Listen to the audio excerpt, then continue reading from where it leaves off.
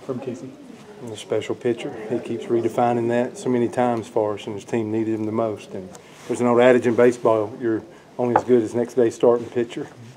And, you know, the 5th and 6th, I thought the ball was up a little bit. They had a leadoff batter that, the top of the 5th, that took the ball to, thought it was going out of the park, you know, off the bat, but had a heavy night later at night. And a couple balls hit hard, stayed in the ballpark, but he navigated around there. And then Tanner Allen, I got where's he hitting? 3-hole.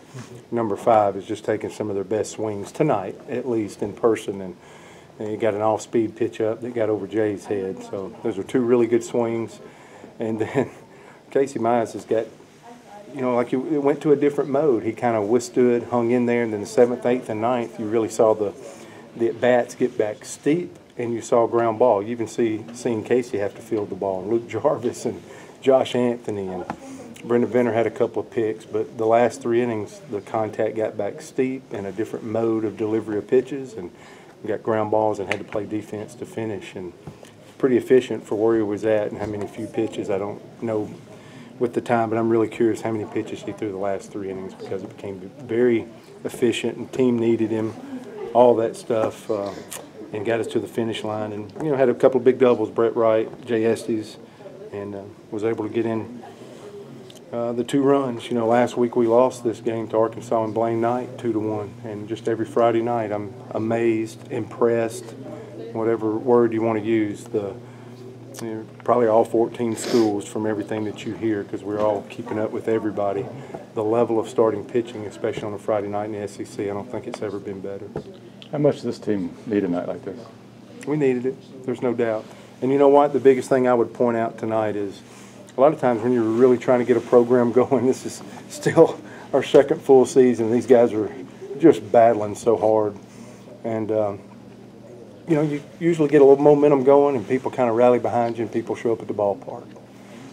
This was different tonight. This was a seminal moment for me personally, because we got a crowd that showed up to back our team, our program, and stand in the gap and help us on a Friday night in the SEC when we're not playing our best baseball. That defines the Auburn family for me, and I want to say thank you for every fan. And I can't tell you what it means to these young men. It's so easy to be a front runner and follow when a team's really rolling.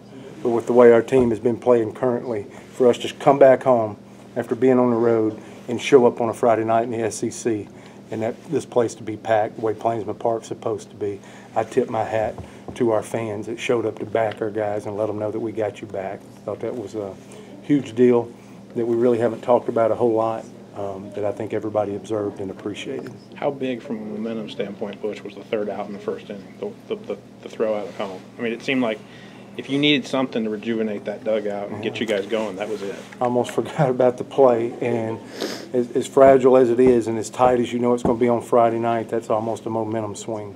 Both clubs are kind of in the same spot. I think everybody knows leading up, and you get prepared and you angle up and you kind of set the tone or set what's about to go down in a showdown in the SEC series, and all those things are important. And no doubt we captured momentum right out the gate with that play, and just very well executed. And I thought that was the first momentum play of the ball game, of course, and meant something to us, because whenever you can fly off that mound and get out of that first and you see a goose egg flash up there, that propels you forward. But that play, Holland goes in the hole. You had a couple of picks by Brendan at first base. The defense on the night when you had to have it, those guys stepped up.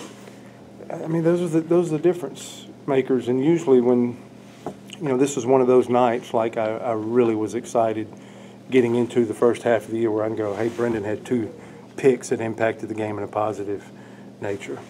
Luke Jarvis, just his range, he's making plays look very routine that are not routine.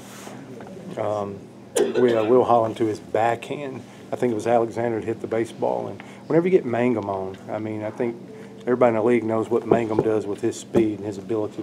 His head stays connected to his barrel and putting the ball in play and run. For him to be on first, that play was made when they're at the best part of their whole lineup. They know it, we know it, and we were able to get an out like that on a backhand, and then Venter picking that ball. That's a huge momentum swing, and that's defense. That's pitching and defense at a high level. And then Josh had several plays, and you can tell that the bunt's a big part of their ball game, and we put Josh like right in the kitchen with them, and he had a couple of reaction plays, but he stood up there and really played gamesmanship all night and made his plays as well. Obviously, we know what Casey can do on the mound, but when he's fielding his position like he was tonight, just what does that say about him, and especially in that 6th inning when right after that triple he gets 2 bouncers right back to the mound and just gets out of the inning? That's where I thought it started changing. From that moment on that triple, and I got the runner at third, and we bring the infield in Casey's making plays, for whatever reason, he's able to shift to where the ball is just.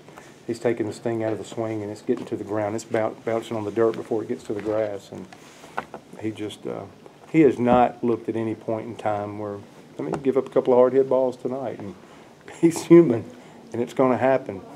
But fielding all these balls, I just have not seen him sped up at any point in time this season. I've just seen him under control, whether he's picking, taking a breath, somebody hitting a home run, and him just steadying and staying in there. I've not seen him sped up this year, and I hope as he continues to get through and into the second half of the season that serves him well, and there's no reason for it. He just a complete ball game, and again, the efficiency and the control. I think even though we're not playing great baseball, I think it just permeates throughout the entire team, how he handles himself, and I think it just puts everybody at comfort, like it's going to be okay, because that was a momentum swing for them, having the bases loaded in the 8th and we don't get anything. But Casey's right back out within a couple of pitches, already getting an out, and that's powerful, and that's composure, and everybody recognizes it. Having that bottom 8th be so long, was there a conversation between you and Casey with him under 100 pitches still? You know what? We did something. We knew that Casey had earned the right. If you sit out there, it's been a long time since I pitched, but if you sit out there and you put your team in that position, I think Casey earns the right. Or if you're the pitcher, you deserve that right. So we were just going to be hitter by hitter. We had our pitcher ready in the bullpen. It was Greenhill. He was chomping at the bit and ready. And we just decided if a guy got on, or if at any time, we have a sign. So Casey had earned that right, that was his ball game. And I'm good with that. Coach Smith's great with that. And at any point in time, if he felt like he wanted to throw in the towel in a 1-run game because we need to make a good decision, that he could have given us a signal and we went right to him. But I thought he was in complete control and really throwing some of his best baseball right at the end of the ball game. So we put it in his hands, and he's a pretty good one to put the ball or the game in somebody's hands. It's him.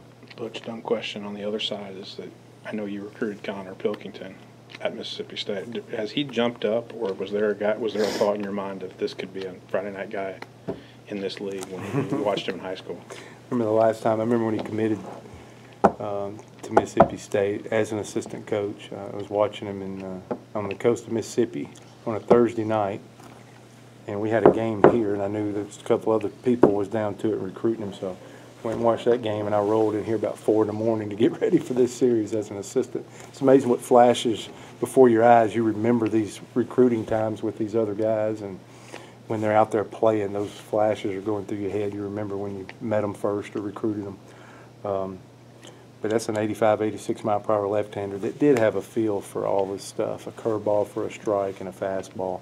But his arm sped up. He was 93 miles per hour in the 7th inning. And I'll brag on him now that we beat him by 1 run. But he's been exceptional, and he gives their program a chance to win every time he takes the mound. And Jake Mangum's going to play the game for a long time. His hand-eye coordination, his athleticism. If any of you got a stopwatch or do it on your phone, just over the course of this weekend, when he hits a ground ball, go from his contact to when he's touching the base, and there's not many faster in college baseball, how his athleticism plays. So a lot of those guys. Tyler Stovall's with us, and his first cousin is Hunter Stovall playing second base, and I want him to go 0 for the rest of the weekend. But it's just all these are good people and good boys, and root for Connor and proud of him. And he's got a long career in baseball. And, man, he showed some pitchability tonight. We got into the second and third at bat. He flips a breaking ball for a strike, 0-0, over and over, and then everybody's second at bat. I remember Brett Wright and Venter coming back after their second at bat. Brett Wright just did a little ground ball back to Pilkington, and he introduced a changeup, once he got deeper in the ball game. So high-level pitchability by Connor. Thanks, Butchie.